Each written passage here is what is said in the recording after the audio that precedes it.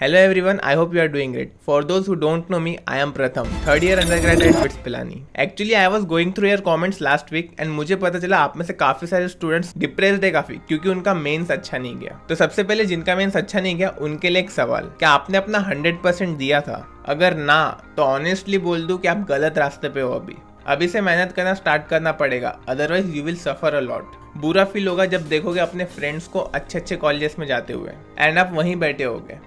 But अगर आप उन बच्चों में से हो जिन्होंने अपना 100% तो दिया था बट कुछ वजह की वजह से उनका मेंस अच्छा नहीं गया, तो आपको बता दूं आप में पोटेंशियल है काफी। बट ऐसा क्यों बोल रहा हूँ मैं? बिकॉज जो बंदा अपना 100% दे सकता है ना, उनके पोटेंशियल की कोई लिमिट नहीं होती। सबसे पहले तो अगर आप ये सोच रहे हो कि मेंस में परसेंटाइल अच्छी नहीं आई तो बिटसेट में क्या ही करोगे, तो ऐसा सोचना बंद कर दो। बिकॉज 92 परसेंटाइल वाले भी कुछ स्टूडेंट्स कंप्यूटर साइंस ब्रांच में बैठे हैं, उन्होंने सही टाइम पे मेहनत करना स्टार्ट कर दी थी तो उनको रिजल्ट मिल गया। तो ये तो दिमाग से निकाल ही दो कि अभी आपका कुछ नहीं हो सकता या फिर अभी कुछ पॉसिबल नहीं है। अभी सब कुछ पॉसिबल है, बस मेहनत करनी होगी। Always remember you are never late to make things all right again. बच्चों के मैसेज भी आ रहे हैं कि भैया बोर्ड्स भी आ रहे हैं, कैसे मैनेज करूँ बिटसेट और बोर्ड्स की प्रिपरेशन एक साथ। तो मैं आपको बता दूं इसका आंसर आपको कोई और नहीं दे पाएगा। बिकॉज ये समझो सबका तरीका अलग होता है पढ़ाई करने का, सबकी अंडरस्टैंडिंग का लेवल अलग होता है। तो कोई भी एक चीज सबके लिए काम नहीं करेगी, ये आपको पता होना चाहिए। आपको खुद को फिगर आउट करना पड़ेगा कि आप कैसे मैनेज करोगे ये चीजों को। मैनेज तो करना ही पड़ेगा, कोई ऑप्शन नहीं है और आपके पास। कोई बच्चा दोनों अच्छे से मैनेज कर लेगा आराम से विदाउट एनी एफर्ट्स, और कोई होगा जिससे एक चीज भी बहुत मुश्किल से मैनेज हो रही होगी।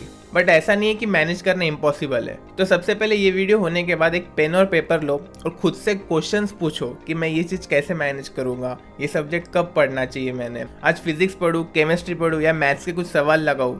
ये सब आपको खुद से ही डिजाइन करना पड़ेगा depending on your strengths and weaknesses. किसी और की स्ट्रेटेजी फॉलो करोगे तो कुछ काम की नहीं है आपके लिए, बिकॉज वो बंदे ने स्ट्रेटेजी उसके हिसाब से बनाई होती है। अगर आपने मेरे भी स्ट्रेटेजीज के वीडियोस देखे होंगे तो मैं आपको उसमें क्लियर कट कभी बताता नहीं हूँ कि इस दिन आपको ये पढ़ना है, उस दिन आपको वो पढ़ना है। वो तो ऑब्वियस है कि आपको खुद को ही डिसाइड करना पड़ेगा किस दिन क्या करना है। मैं तो बस आपको चीजें बताता हूँ जो करना काफी जरूरी है, बट वो कैसे करना है वो तो आप पे ही डिपेंड करता है। फिर से कहूंगा, बोर्ड्स के साथ आपको समहाउ चीजें तो मैनेज करनी ही पड़ेगी। इट्स लाइक डू और डाई सिचुएशन फॉर यू, कोई और ऑप्शन नहीं छोड़ना है खुद के पास अब। एंड ऑल्सो इट्स ऑब्वियस कि बोर्ड्स को तो लाइट नहीं ले सकते, नहीं तो आप उन बच्चों में से बन जाओगे जिनके बिटसेट में तो 300 नंबर आ रहे हैं बट बोर्ड्स क्लियर ही नहीं हुआ है तो उनको बिट्स में एडमिशन ही नहीं मिला। बिलीव में मैंने ऐसे काफी बच्चे देखे जो सिर्फ बिटसेट करते रहते हैं, फिर नंबर भी आ जाते हैं उनके, अच्छे नंबर आते हैं 280 290, मीन्स उनको CSE तो मिल ही जाए, बट उनके बोर्ड्स में आ जाती है 74%, 73%, जिसकी वजह से उनका एडमिशन नहीं होता।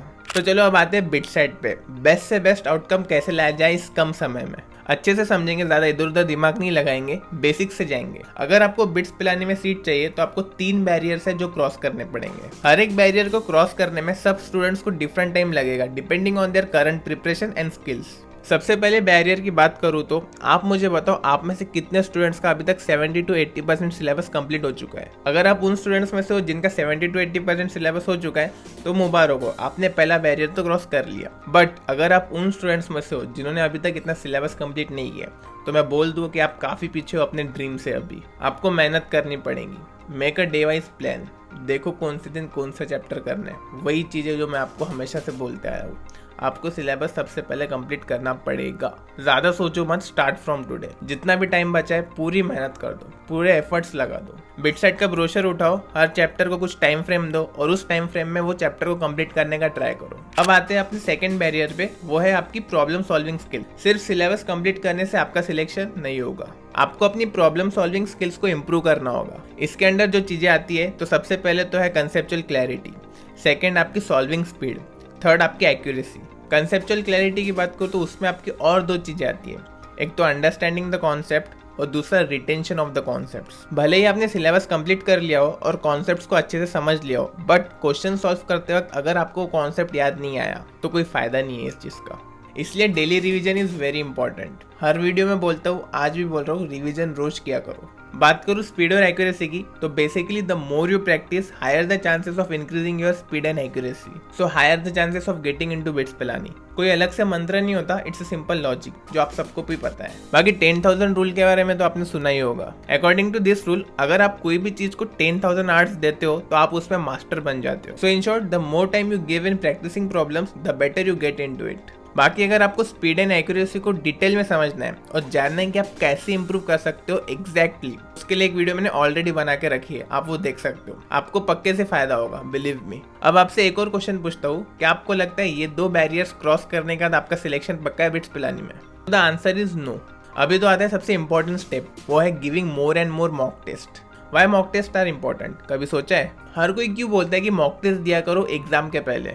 द रीजन इज ये चीज आपको रियलिटी चेक देती है। आपको लगता है कि आपने सब कुछ अच्छे से पढ़ लिया है और प्रॉब्लम सॉल्व भी कर लिए, बट वो आपको बस लगता है। Reality is totally different from what you think. And काफी बार ऐसा भी होता है कि सब कुछ आने के बावजूद भी एग्जाम प्रेशर में आपसे चीजें नहीं संभाली जाती, जिसकी वजह से आपके एग्जाम्स खराब हो जाते हैं। तो आपको अपने माइंड को एग्जाम एनवायरनमेंट के लिए ट्रेन करना पड़ेगा और वो सिर्फ मॉक टेस्ट देने से ही होगा। Before moving ahead, I would like to tell you about Fodo Club test series. ये टेस्ट सीरीज की खास बात यह है कि ये खुद बिटसेंस ने बनाई है। But why Fodo Club is different? क्योंकि आपको इसमें सिर्फ टेस्ट सीरीज ही नहीं बल्कि मेंटरशिप भी मिलेगी फ्रॉम बिटसेंस। आपको एक व्हाट्सएप ग्रुप में ऐड कर दिया जाएगा जिसमें आप अपने डिफरेंट डाउट्स पूछ सकते हो और उन डाउट्स का आंसर आपको बिटसेंस द्वारा दिया जाएगा। बाकी रेगुलर गूगल मीट भी होती है to mentor. You can ask your doubts there also. बाकी टेस्ट की बात करूँ तो it will happen on the website of Fodo Club. आप एक टेस्ट को कितने बार भी दे सकते हो and after the completion of test आप उसको अच्छे से एनालाइज कर सकते हो, which will help you to improve your performance. Last year over hundreds of their students made into BITS Pilani. तो प्लान्स की बात करूँ तो यहाँ आपको 2 ऑप्शंस मिल जाएंगे। First 15 full mock test plus mentorship and secondly 20 full mock test plus chapter wise test plus mentorship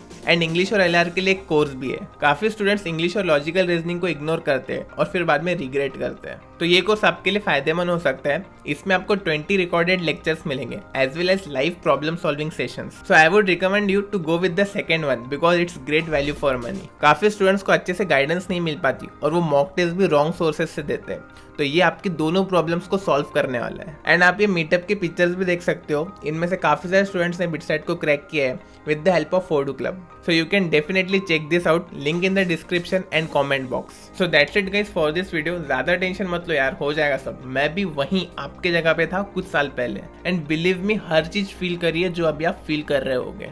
but मैंने बस अपने काम पे फोकस किया, पढ़ाई पे फोकस किया, ज्यादा टाइम पास नहीं करा। सच बोलूं तो मैंने वीडियोस भी नहीं देखे थे यूट्यूब पे। आपको भी बोलूंगा, अगर आपका टाइम वेस्ट होता है इधर उधर ज्यादा वीडियोस देखने से तो वो बंद करो देखना भी। जरूरी नहीं है कि हर क्रिएटर को सुनना है। आपको जिसकी टिप्स अच्छी लगती है, जो चीज अच्छे से बताता है, जो आप उसे ही फॉलो करो। अच्छे से प्लान बनाओ, फॉलो करो उसे। आई बिलीव इन यू, आप कर लोगे। बाकी if you have any doubt related to anything you can let me in the comment section. मिलते हैं नेक्स्ट वीडियो में, तब तक के लिए बाय।